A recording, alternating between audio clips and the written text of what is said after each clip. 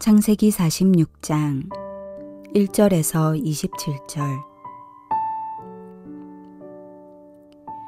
이스라엘이 모든 소유를 이끌고 떠나 브에셀바에 이르러 그의 아버지 이삭의 하나님께 희생제사를 드리니, 그 밤에 하나님이 이상 중에 이스라엘에게 나타나 이르시되 야곱아 야곱아 하시는지라. 야곱이 이르되 내가 여기 있나이다 하매, 하나님이 이르시되 나는 하나님이라.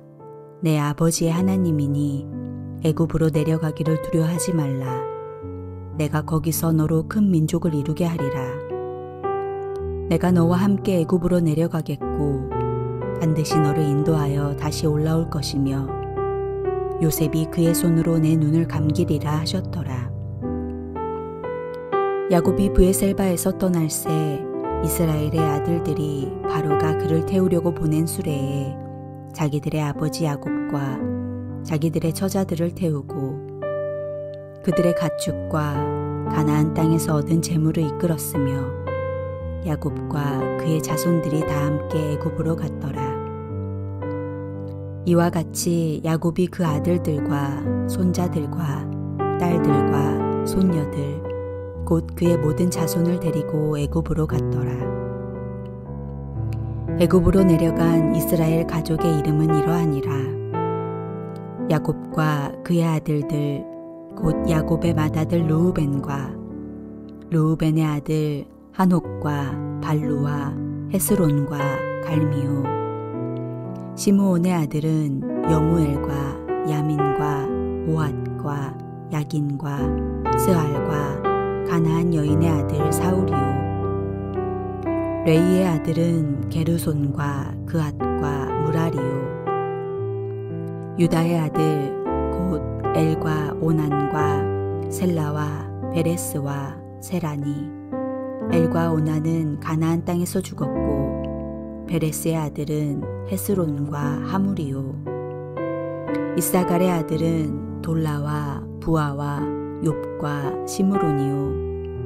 스불론의 아들은 세렛과 엘론과 얄르엘이니. 이들은 레아가 밧단 아람에서 야곱에게 난 자손들이라. 그 딸 디나를 합하여 남자와 여자가 33명이며 갓의 아들은 시본과 학기와 순이와 에스본과 에리와 아로디와 알레리요.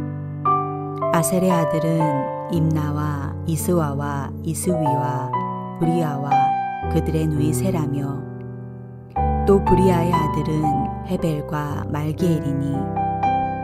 이들은 라반이 그의 딸 레아에게 준 실바가 야곱에게 낳은 자손들이니 모두 16명이라.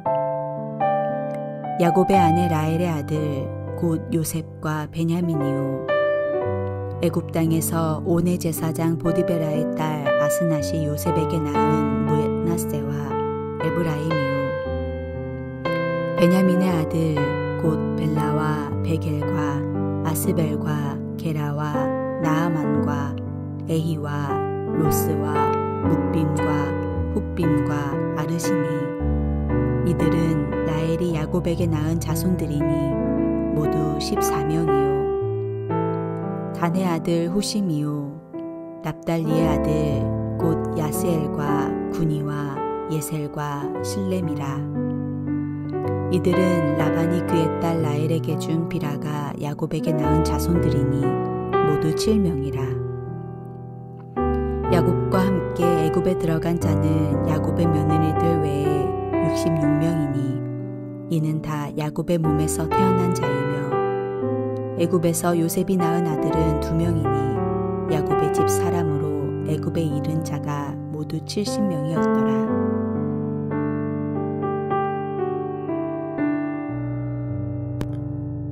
창세기 46장에는 야곱이 가족과 모든 소유를 이끌고 브엘세바를 거쳐 고센 땅에 이르는 여정이 나옵니다. 가나안에서의 삶이 이제 잠시 마감되고 애굽에서의 삶이 시작되는 것입니다. 하나님께서는 신실하시고 완전하시고 영원하시기 때문에 하나님께서 우리에게 하신 약속의 말씀은 완전합니다. 영원하고 신실합니다. 하나님은 후회하지 않으십니다. 빈말도 하지 않으십니다. 그래서 우리에게 주신 구원의 약속도 확증될 수 있습니다. 전쟁이 나도 지진이 와도 우리는 두려워하지 않을 수 있습니다. 믿는 자의 복은 안심할 수 있다는 것입니다. 어떤 사람은 구원에 대해 불안해합니다. 이때 우리가 확인할 것은 다른 어떤 것이 아닌 우리의 믿음입니다. 하나님의 약속은 반드시 이루어진다는 믿음만 있다면 우리는 어떠한 상황 가운데도 평안을 누릴 수 있습니다.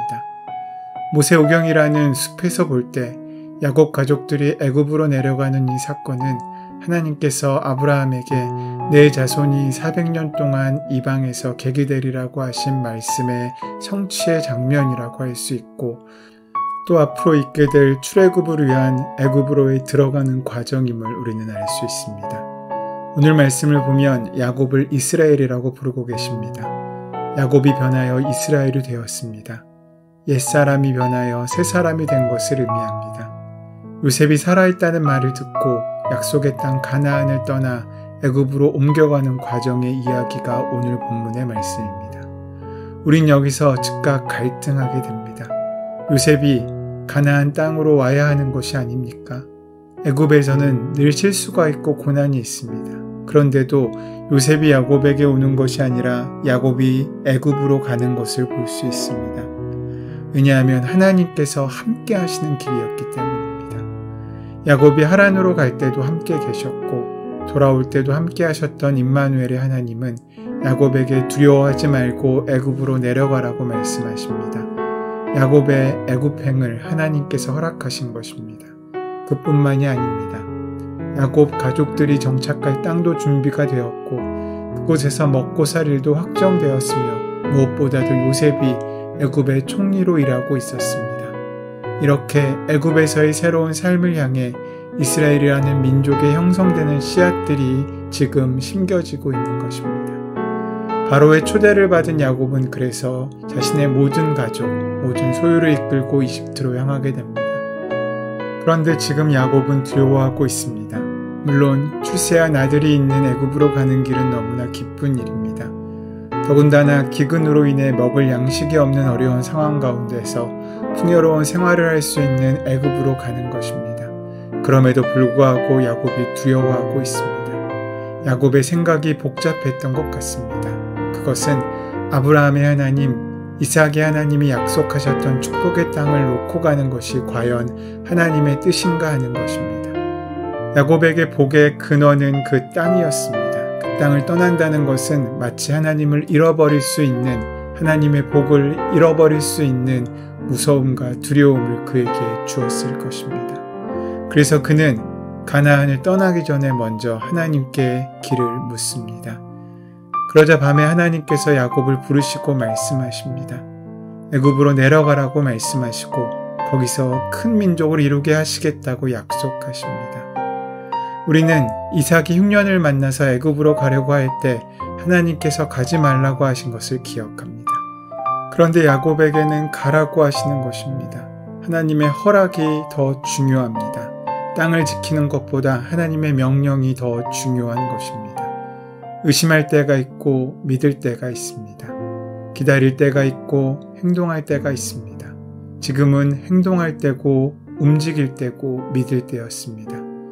요셉이 살아있다는 말을 듣고 야곱은 한때 의심했습니다. 주저하고 두려워했습니다. 자기 아들들이 자기에게 거짓말을 하고 있는 것으로 생각했었습니다. 그러나 수레를 보고 현실을 보고 하나님이 인도하심을 보고 그는 모든 것을 정리하여 짐을 싸들고 애굽으로 옮겨가려고 합니다.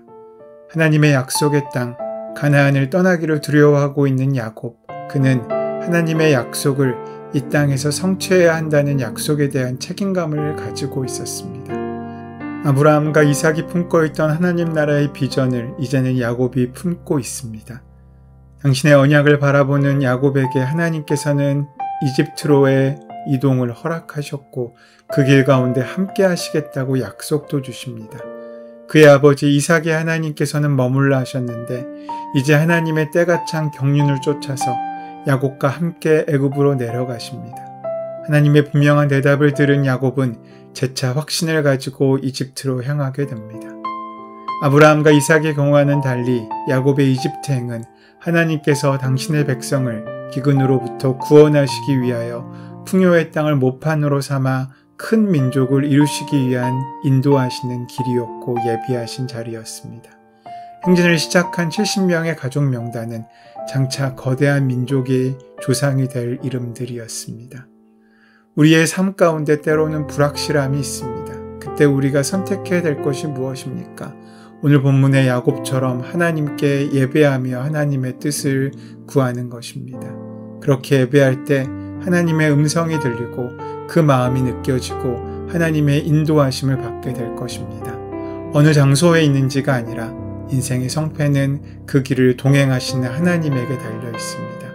그 하나님과 온전히 동행하시는 하루 되시기를 소원하고 축원합니다.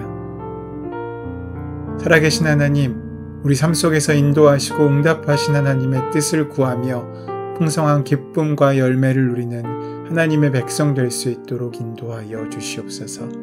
우리 주 예수 그리스도의 이름으로 기도드립니다. 아멘. 이제 오늘 허락하신 말씀을 깊이 묵상하심으로 오늘 나에게 주신 하나님의 음성으로 만나시기 바랍니다. 우리의 삶의 모든 문제와 간구를 하나님께 온전히 맡기시고 함께 기도함으로 나아가는 시간 가지도록 하겠습니다. 함께 기도합니다.